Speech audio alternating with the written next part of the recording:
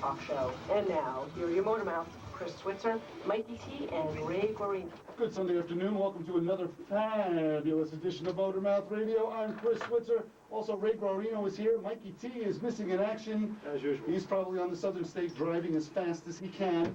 And Sina Wenko, our esteemed producer, is on the phone, so you can give us a call and talk to Sina.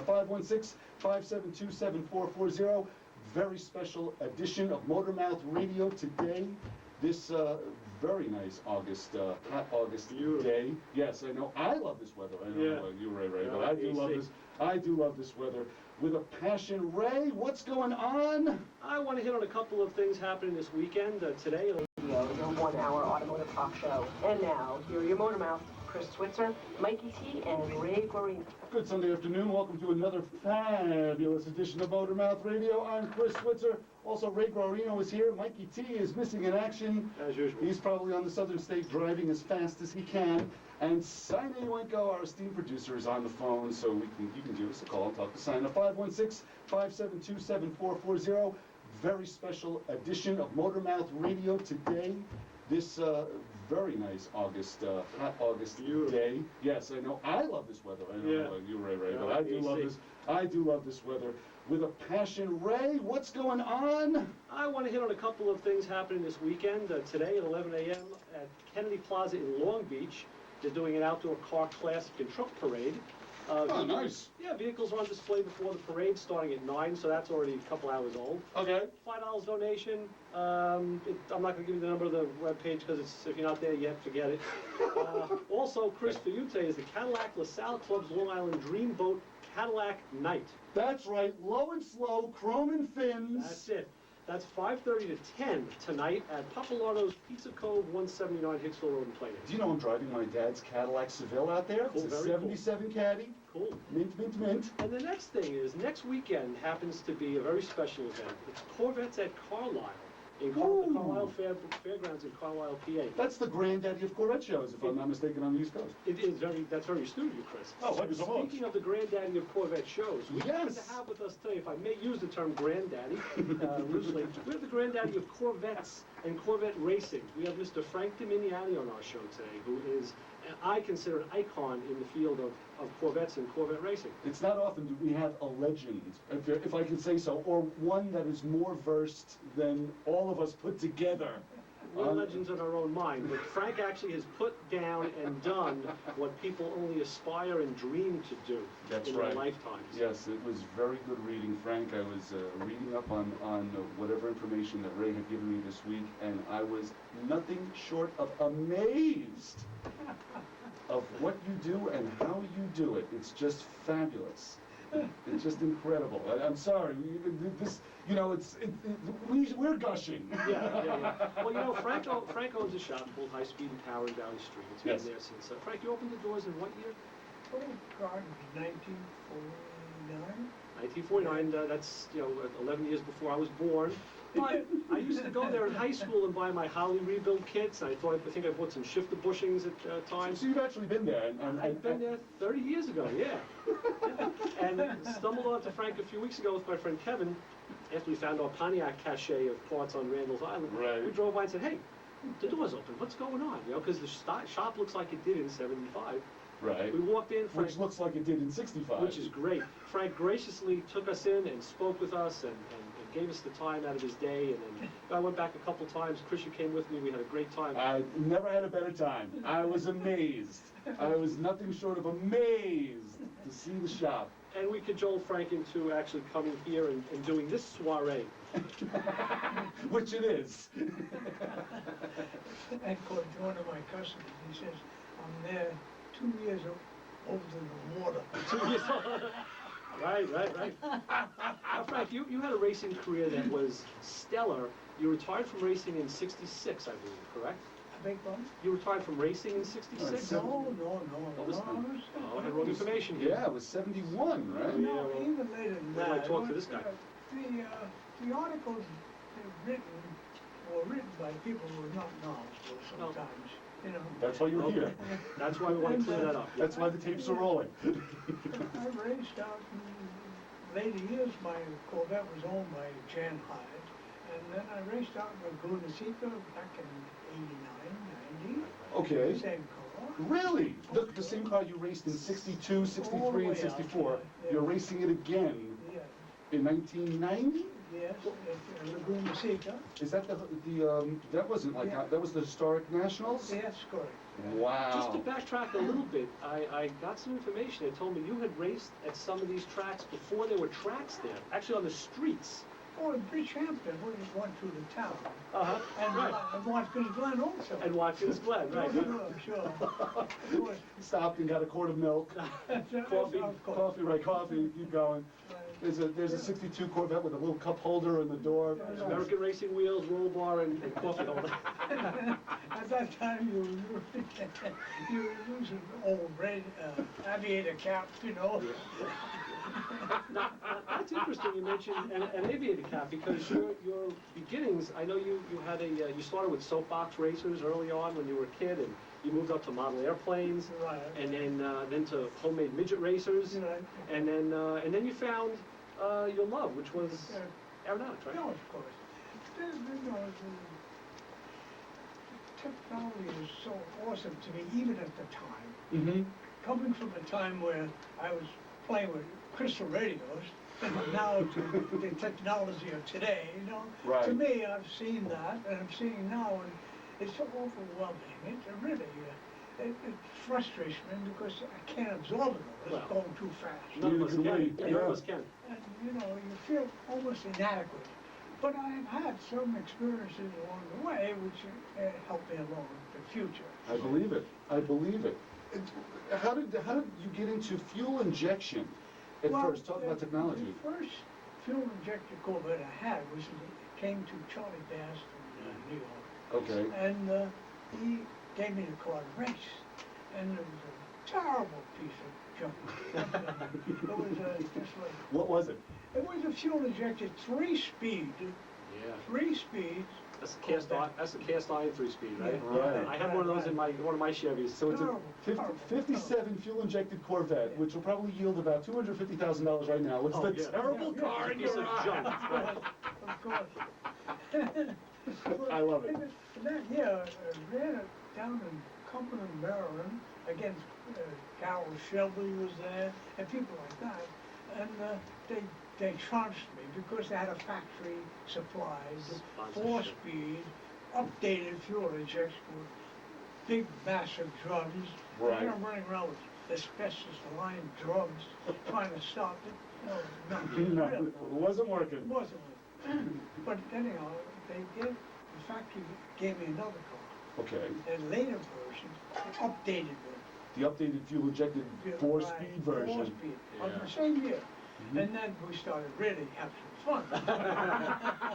Let's go, boys. The race is on. Yeah, right. And this was in 57. 57, yeah, and Dick Thompson was there, all these other guys. Wow. Dick Thompson, the flying dentist, right? That's correct. Wow. Very good, Chris. Very good. Wow. Incredible. And Carol Shelby was there, you know, all these guys. you Don know. Yanko. Yeah, right, Don Yanko. Al Holbert you raced against, Al, oh, sure. and Bob Grossman. Bob Grossman. Who else? Roger Penske, Mark Donahue. I mean, these guys. Walter Hanskin. Walt Hanskin. These Wow. guys were, I mean, talk about legends of motorsports. Speed Channel has nothing on MotorMouth Radio right now, you know, because they've had these guys, and I know they've had Cale Yarborough, and they've had, Right.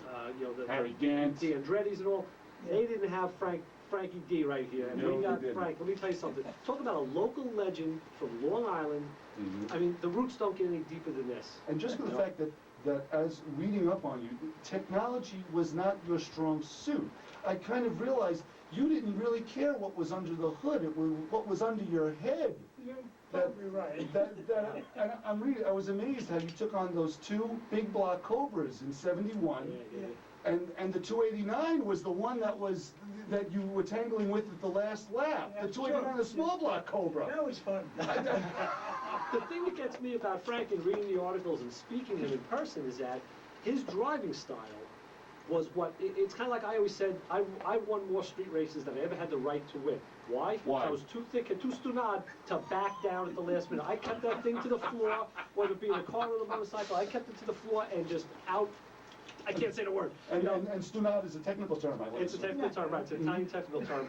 And I just outseated the pants the guy because he backed down and said, whoa, enough is... And I understand Right. that's how, Frank, that's how you raced. I think Turn 1 at Bridgehampton was named after you because of the way you took it sideways. That really was an accident how it happened. Like most of them really are. Yeah, really. How did it happen? Well, you know, I was going through there, and it's very terrifying going down there flat out. Mm-hmm. But all of a sudden, I found myself in a dirt track in this damn Corvette, and it got around the corner. Dirt tracking, you mean you're just drifting it sideways? It was uncontrollable, really. Solid axle Corvette, yeah. You're pretty much a projectile at that point. That's Mhm. Controls, well, drifting now is a hobby that the It's a kids do, hobby, yeah. and it really is a controlled slide. Sure. I mean, that's what Frank was doing, you know. Right, Way back. right, in the 50s. 40 years ago. So these kids don't have anything new, they didn't invent it. No, definitely not. I mean, you're doing it on fairly street tires compared to what they're doing now. Bias ply tires. Actually, bicycle tires. Yeah. Oh my gosh. As hard as rock. Yeah. It never wore out. Yeah, but they're like, Stop it, either. right, you were throwing them in there, right, the tires were like airborne, like the car was airborne because they were so hard. The compound was so hard, I believe it. That's true. 516-572-7440, 516-572-7440. Get in on this. This is MotorMouth Radio, talking to Frank Dominianni from High Speed Power. The High Speed Power in Valley Street right here, so. Frank, Chris mentioned something about those Cobras. How tough was it racing against those Cobras? Because those cars wasn't, everybody, you know, the Corvette was always the top car, but the Cobras were they were built They for were- one thing and one thing only. They were animals. So how was it racing against those Cobras? Well, it was so challenging that I love challenges. Mhm. And of course, this is Yeah, you came to do this show. So we know that you're not a man that does things the easy way. We know that already. being a hard-nosed guy. I just found it as an insult that those people who had sums of money were able to control the sport. And to me, having a small shop and being a small man, I found it challenging to such a point it was an obsession. Mm-hmm. The obsession was that I had to be competitive. Right. And I don't like to follow anybody. I don't blame you. And You should see him trying to follow me here. It was like, no, I'm only kidding. I'm only kidding. so I developed a personality which was pretty aggressive. And I felt that these guys, if they had the gumption to stay with me, and I had the gumption to stay with them, it was going to be a battle. I don't love care, it. I said. Yeah. And this was the whole thing.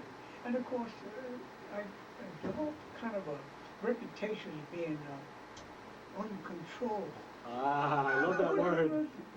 That's a good word. Controllable. To me, I was controllable. Right. But to other people, this guy's a wonderful. I understood that, but I wasn't concerned with what they thought. I had to find my place, and that was up front.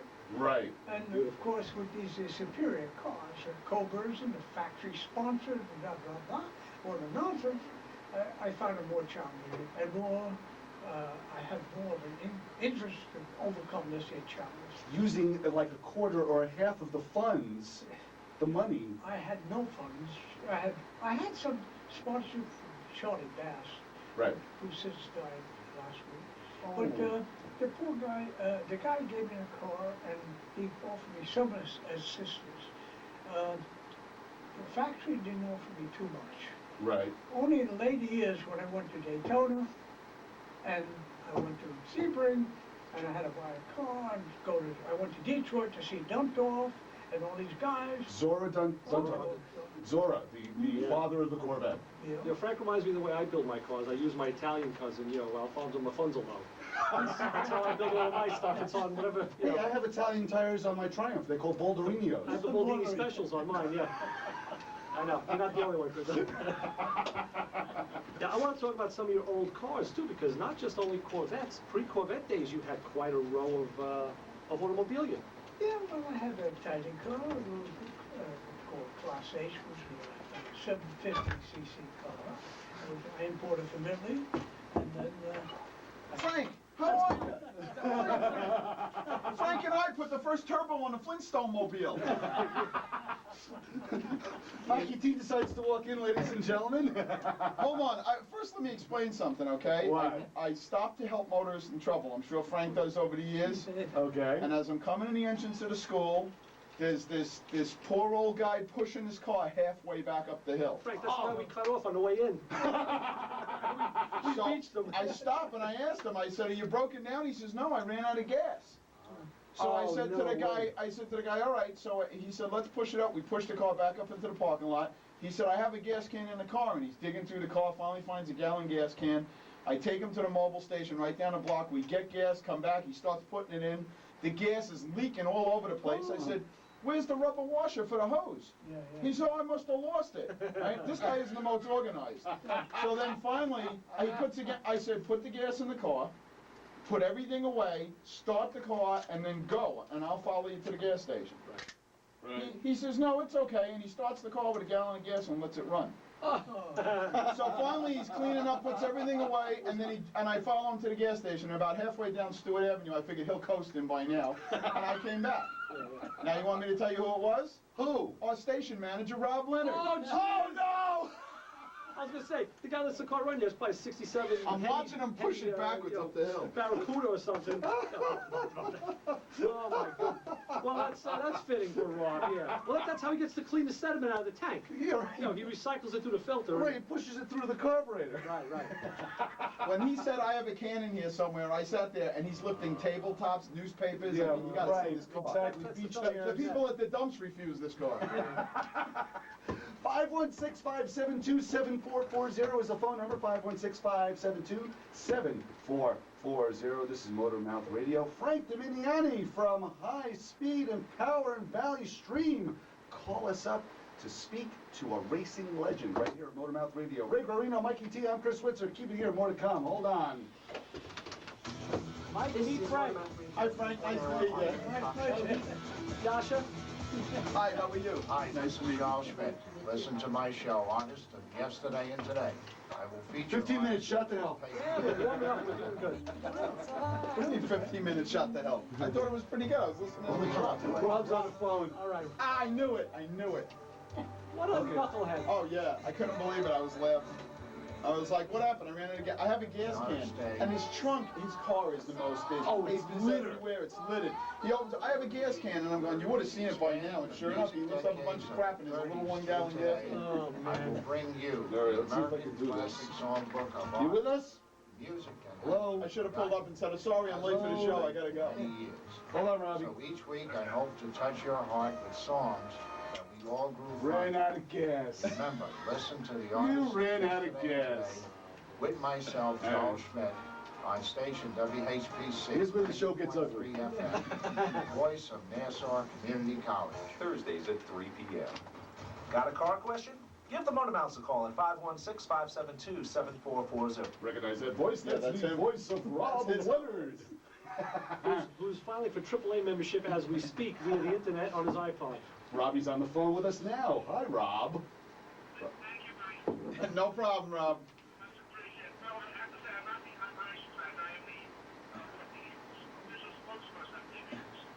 You're the MotorMouth manager. And you do a good job of it, too.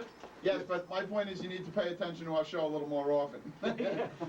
Your gas can's buried, and at the same time, it leaks. You got more gas in the parking lot than you did in the car.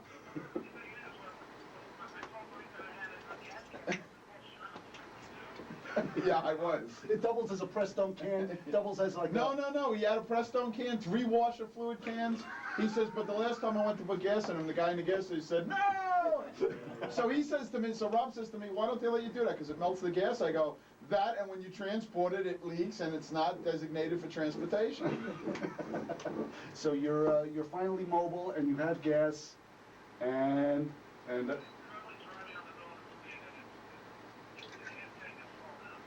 Beautiful.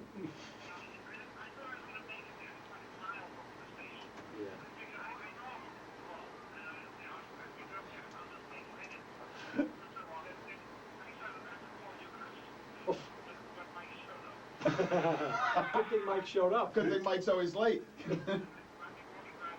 Yeah, we would be leaving you there for an And hour. you'd be about 40 pounds lighter. A plus.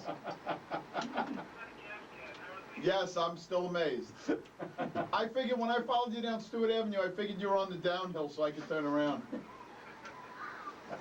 Thanks a lot, Robbie. Okay, We'll later, talk to you Rob. soon. Bye-bye.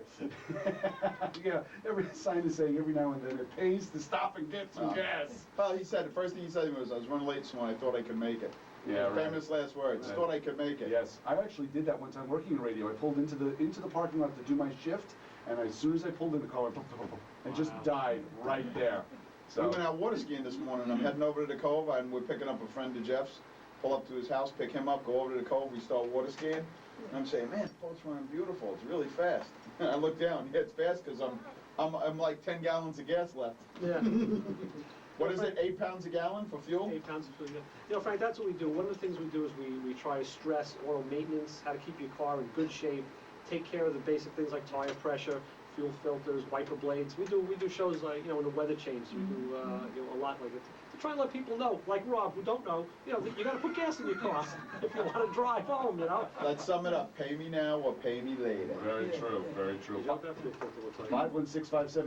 516-572-7440. Talk Ray, to Frank you were Dominianni. talking about racing when you were a kid. And Oh, what'd yeah, you yeah. call it?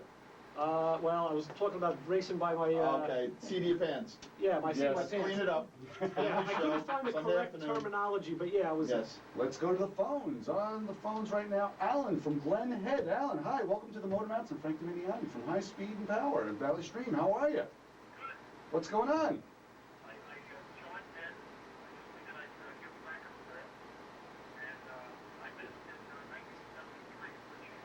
Really? Oh my God.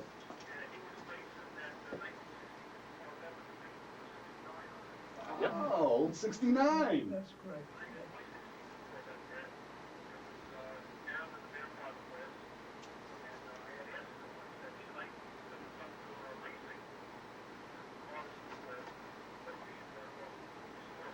Uh-huh. Really? And you restored the car? Do you still have it now, Alan?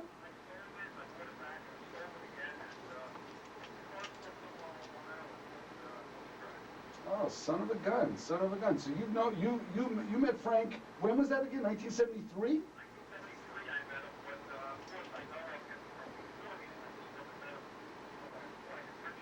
Really? So Alan, what else do you know about Frank Dominianni? Frank, I know there were a couple of other guys out there that were in the sport. Warren Schreiber was one of them, right? Schreiber. Mhm. That's where the Father's Day show is. Right. Mm-hmm.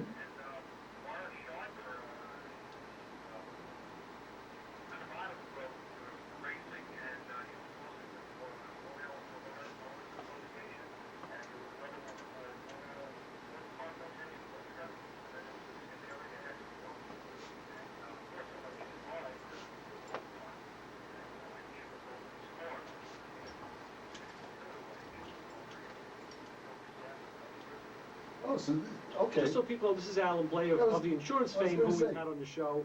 Right, this is Previous- our MotorMouth Classic Car Insurance Maven, A Alan previous Blake. and future guest of the show, yes. And there were a lot of other guys too, Al, right? There was like Frank McGurk and Pat Amendola, Frank McGurk, oh, there's a name.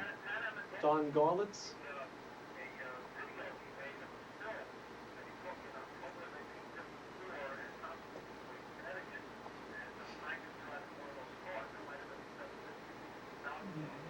Uh-huh. Wow, incredible. And we hope for a lot longer too. Alan, what else do you know about Frank?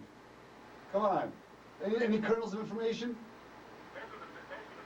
Those are the major things, right? That's cool. That defines the name. Yeah, it's very true.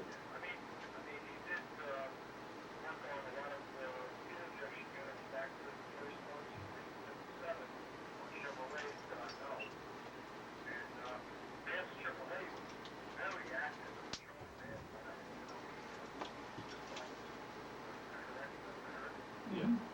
Yeah. Yes. Wow.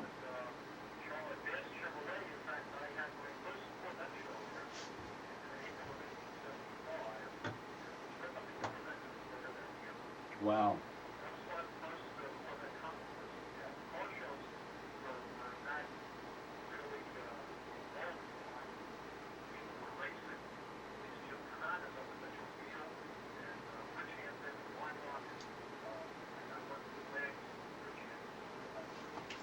Very cool. You were a turn marshal.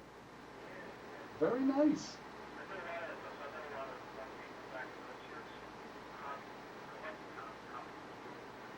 As you're jumping out of their way. Right. Yeah, right. Jumping over their hood. Alan, thank you so much. A wealth of information, my brother. Thank you. And we'll talk to you soon, I hope. Yeah, Thanks, Alan. I'm going to get you back on the show, too. All right. You got it. We'll talk to you soon. Bye-bye. 516-572-7440. 516-572-7440 is the phone number. Talk You know, to as us guys get older, we can't remember what we did last week, but ask us anything pertaining to a car, Yeah.